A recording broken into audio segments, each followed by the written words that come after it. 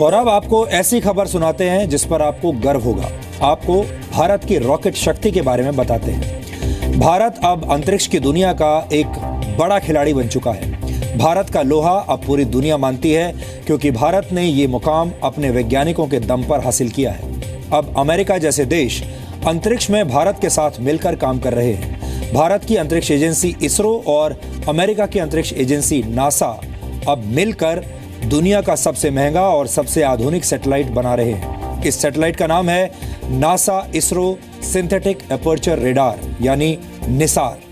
आने वाले कुछ वर्षों में इस सैटेलाइट को भारत के GSLV रॉकेट की मदद से अंतरिक्ष में स्थापित किया जाएगा। इसमें सबसे बड़ा विरोधाभास यह है कि 80 के दशक के अंत में अमेरिका ने भारत के GSLV कार्यक्रम को रोकने की कोशिश की थी और अमेरिका इसमें कामयाब भी हो गया था। दरअसल GSLV रॉकेट में क्रायोजेनिक इंजन का इस्तेमाल किया जाता है। 1980 के दशक के अंत में भारत ने रशिया से क्रायोजेनिक इंजन मांगे थे। रशिया 230 करोड़ रुपए में भारत को यह इंजन देने के लिए तैयार भी हो गया था, लेकिन तब अमेरिका ने इसरो पर पाबंदी लगा दी और रूस को यह इंजन देने से रोक दिया। अमेरिका को शक था कि भारत क्रायोजेनिक इंजन तकनीक का इस्तेमाल अपने मिसाइल कार्यक्रम में कर सकता है। इसके बाद भारत ने स्वदेशी तकनीक पर आधारित क्रायोजेनिक इंजन बनाने का फैसला किया और आखिरकार वर्ष 2010 में भारत को इसमें कामयाबी मिल गई। आज भारत के पास अपना खुद का क्रायोजेनिक इंजन भी है और Bharat missile technology control regime का सदस्य भी है। और अब 5 जून को भारत GSAT-19 सैटेलाइट को GSLV Mk3 रॉकेट की मदद से अंतरिक्ष में स्थापित करेगा। ये GSLV Mk3 की पहली डेवलपमेंटल फ्लाइट होगी। GSLV Mk3 रॉकेट में CE-20 क्रायोजेनिक इंजन का इस्तेमाल किया गया है जो पूरी तरह से स्वदेशी है, भारत में बना हुआ है। GSLV Mk3 भविष्य में भारत के अंतरिक्ष यात्रियों को भी ले जाने में सक्षम होगा। स्वदेशी तकनीक पर आधारित क्रायोजेनिक इंजन से उड़ने वाले GSLV रॉकेट ने ही 5 मई को साउथ एशिया सैटेलाइट को पृथ्वी की कक्षा में स्थापित किया था। वर्ष 2021 में GSLV रॉकेट भारत और अमेरिका के संयुक्त satellite NASA ISRO synthetic aperture radar को लेकर उड़ेगा और ये भारत के लिए गर्व का एक और लम्हा होगा। निसार को दुनिया का सबसे महंगा सैटेलाइट कहा जा रहा है। यह सैटेलाइट हर हफ्ते पृथ्वी की तस्वीरें खींचेगा। यह इतना शक्तिशाली होगा कि इसकी मदद से जमीन के नीचे की टेक्टोनिक प्लेटों, बर्फ की परत, कृषि योग्य जमीन और जंगलों में आने वाले जरा से बदलाव को भी पकड़ा जा सकेगा। यानी जो अमेरिका किसी जमाने में भारत को अंतरिक्ष की तरफ देखने भी नहीं देता था, वो आज भारत के साथ कंधे से कंधा मिलाकर अंतरिक्ष को निहार रहा है। इतना ही नहीं, 1999 में कारगिल युद्ध के दौरान अमेरिका ने भारत को GPS से जुड़ा डेटा भी देने से इनकार कर दिया था। इस डेटा की मदद से भारत आतंकवादियों और पाकिस्तानी सैनिकों की असल स्थिति का पता लगाना चाहता था, यानी उनके लोकेशन के बारे में पता लगाना चाहता था। उस घटना के 17 वर्षों के बाद अप्रैल 2016 में भारत ने अब अपना खुद का स्वदेशी नेविगेशन सिस्टम विकसित कर लिया है। यानी अंतरिक्ष की दुनिया में भारत अब पूरी तरह से आत्मनिर्भर देश बन चुका है। अंतरिक्ष में भारत की स्थिति अब इतनी मजबूत हो चुकी है कि अब अमेरिका भारत के साथ मिलकर अर्थ मॉनिटरिंग सैटेलाइट बना रहा है। अनुभव के मामले में भले ही इसरो नासा का छोटा भाई है, लेकिन कामयाबी के मामले में इसरो नासा के बराबर आ चुका है। भारत ने अंतरिक्ष में कैसे अमेरिका के साथ बराबरी की, ये जानने के लिए अब आपको हमारा ये खास वीडियो विश्लेषण देखना चाहिए।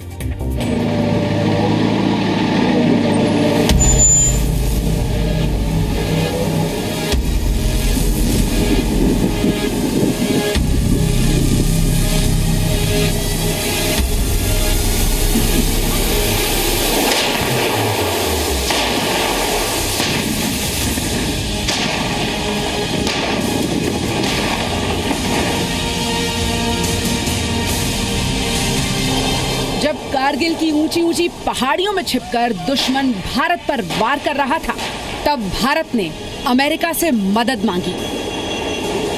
भारत सिर्फ इतना चाहता था कि अमेरिका भारत को वो GPS डेटा दे जिसकी मदद से ये पता लगाया जा सके कि दुश्मन पहाड़ों में कहां-कहां छिपा हुआ है। लेकिन तब अमेरिका ने ऐसा करने से मना कर दिया।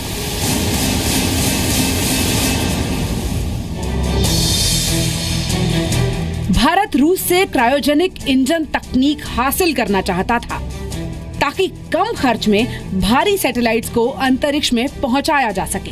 रूस भारत को ये तकनीक देने के लिए तैयार भी हो गया था, लेकिन अमेरिका ने ये नहीं होने दिया।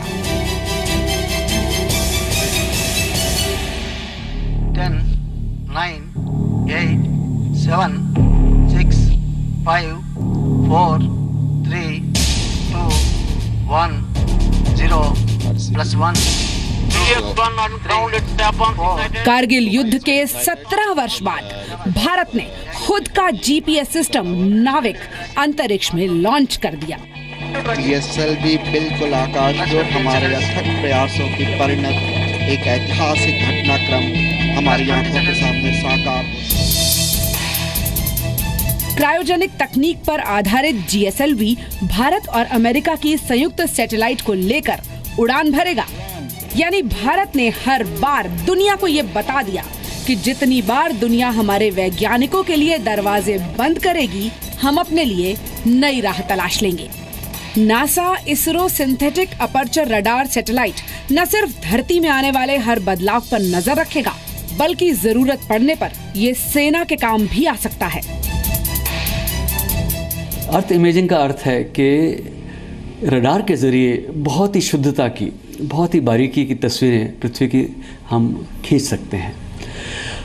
पृथ्वी में किस प्रकार के चेंजेस आते हैं, कहीं किसी जगह पर वेजिटेशन, एग्रीकल्चर की पैटर्न में कुछ परिवर्तन आ रहा है, तो टाइम लैप्स फोटोग्राफी के ज़रिए यानी टाइम लैप्स टेक्निक के ज़रिए हम उन तस्वीरों के ज़रिए ये पता लगा सकते हैं।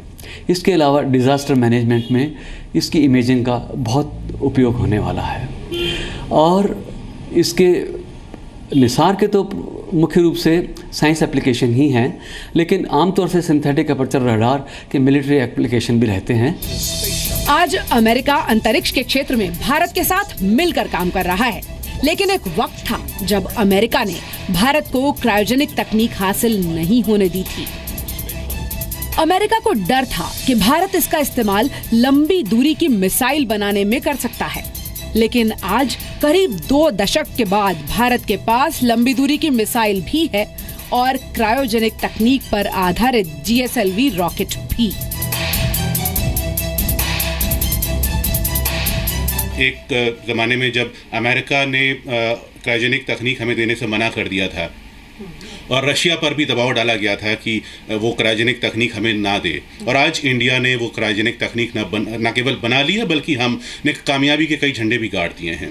तो अब उसी GSLV से, जियो सिंक्रोनस लॉन्च व्हीकल से ये सैटेलाइट लॉन्च होगा, जिसे हम निसार इसको नाम दिया गया। इसकी तकनीक जो है क्रायोजेनिक इंजन में ये -238 डिग्री फ़ारेनहाइट पर उसका तापमान होता है, जिस पर ऑक्सीजन और हाइड्रोजन गैसें जो हैं वो तरल बन जाती हैं और इस लॉन्च व्हीकल को इतनी गति देती हैं कि वो रॉकेट जो है 4.5 किलोमीटर पर सेकंड की स्पीड से उड़ान भरता है।